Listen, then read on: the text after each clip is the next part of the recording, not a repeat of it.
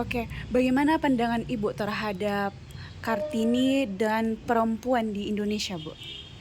Hai, Monica selamat siang. Salam Kartini untuk perempuan Indonesia khususnya dan perempuan Indonesia yang ada di luar sana yang akan melihat pronouns atau ucapan salam Kartini pada siang hari ini dari saya Dr. Esther, pemerhati perempuan dan anak. Sehubungan dengan pertanyaan yang disampaikan oleh Monica, tentu kita sama-sama melihat bahwa tidak semua ya perempuan itu bisa jadi ibu ya, tapi kalau seorang ibu itu pasti perempuan. Oke. Nah, Kartini adalah simbol perempuan atau wanita Indonesia yang menulis dengan tinta bulu ayam, bukan dengan pulpen ya. Dia telah mengukir sejarah bagaimana perempuan dimerdekakan dari hak dan kewajibannya. Bahwasanya dia mempunyai agama, dari agama manapun, dia taat kepada agama, tetapi dia juga punya nilai konsistensi sebagai warga negara dan juga mengukir sejarah bagi bangsa. Kita juga tahu bahwa ada Hari Ibu, ada Hari Kartini, ada Hari Perempuan Nasional. Jadi saya ingin menyampaikan bahwa di mata saya, perempuan itu sangat berharga. Di Indonesia, signifikan suara untuk perolehan suara presiden maupun secara legislatif, suara perempuan perlu dan amat diperhitungkan. Karena itu jangan sampai perempuan hanya menjadi alat untuk digunakan dalam politik, tetapi juga harus dijadikan sarana untuk melihat ke depan bagaimana Indonesia di tangan perempuan dan para ibu. Saya kira itu. Terus kalau pandangan Ibu terhadap Gen Z perempuan, Gender, ya, ya, Gen Z. gender itu bagi saya sudah sering diucapkan ya, bahkan dalam aturan-aturan PP pemerintah, aturan-aturan tentang perempuan sering sekali disampaikan tentang fungsi dan kebenaran sebuah gender ya. Kalau Gen Z itu setahu saya itu artinya penguatan ya, tetapi maaf saja saya tidak pernah menggubris atau mempersoalkan masalah di luar daripada apa yang fokuskan. Kita berbicara tentang gender itu memang undang-undangnya udah dari dulu bahwa gender itu harus begini begitu, tapi dari sekian poin gender itu yang melemahkan posisi perempuan. Kenapa? Saya kasih contoh, di dalam agama Muslim itu ada aturan yang mengatakan bahwa perempuan tidak bisa memimpin. I think it's wrong. Ini salah karena sekarang di Malaysia, Singapura, kota yang mayoritas Kristen ya, kota dagang, itu kepala negaranya itu seorang yang punya restoran Muslim di Singapura dan beliau seorang Muslim. So how this? Jadi saya mengatakan bahwa kalau sekarang ini kemampuan perempuan, ability perempuan dan juga kesanggupan perempuan untuk dikembangkan secara internasional, kita harus melihat apa sebenarnya yang pemerintah inginkan dari perempuan selain memberikan kontribusi atau kontribut terhadap suara perempuan untuk kepentingan politik. Di samping lain, setelah digunakan menjadi kepentingan suara politik, ini perempuannya mau dikemanain? Kita lihat banyak sekali loh, khususnya di Toraja ini, kasus-kasus wanita dibunuh ya atau bunuh diri. Ini perlu dikaji. Di Papua banyak yang dimatiin, banyak di mana-mana. Kita hanya bisa dikatakan ada wanita Toraja meninggal bunuh diri. Bahwa apa selanjutnya yang harus kita lakukan sebagai orang Toraja, kaum perempuan, itu nggak ada, nothing gitu loh. Sibuk sama yang nggak bagusnya ya.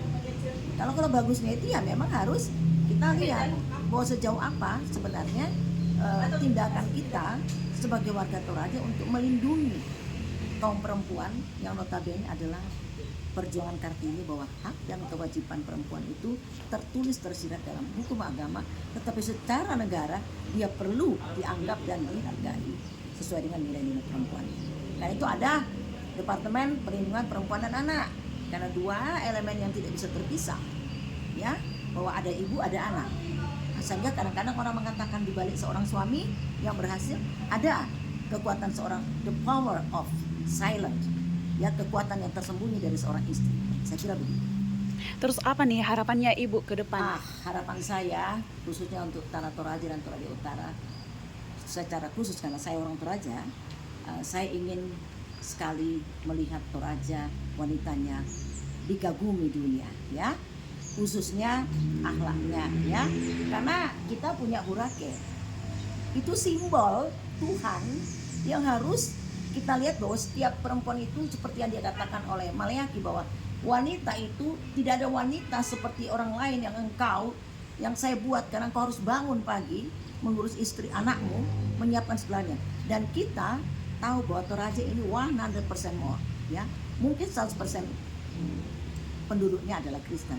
Ya, kurang lebih 90% lah ya. Kita di sini ada umat yang lain. Tetapi agama manapun mengizinkan dan mengharuskan wanita harus bersikap seperti yang Tuhan mau.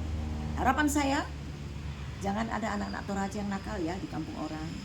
Jangan ada wanita-wanita Toraja yang masuk di dalam proses ya peradilan dengan hal-hal yang tidak benar, mempermalukan kita sebagai Toraja, simbol ya, simbol ketuhanan dan simbol pariwisata.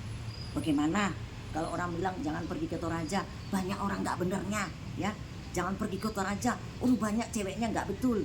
Nah, sekolah-sekolah sekarang banyak saya mendengar banyak ada kasus HIV.